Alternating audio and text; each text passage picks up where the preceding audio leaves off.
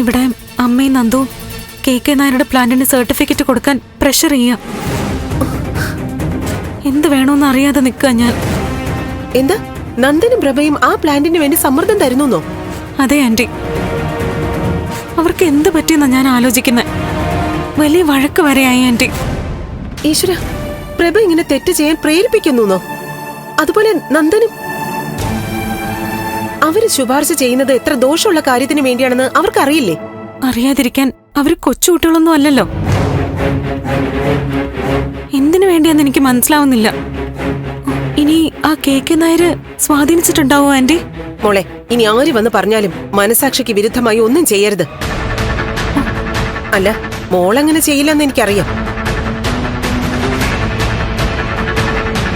എന്തായാലും പ്രഭയെ ഒന്ന് കണ്ടിട്ട് ഞാൻ പോകുന്നുള്ളൂ. എനിക്ക് പ്രഭയോട് കുറച്ച് സംസാരിക്കാനുണ്ട്. ആന്റി, ഞാൻ ഈ പറഞ്ഞ കാര്യങ്ങളൊന്നും അമ്മയും നന്ദു അറിയരുത്.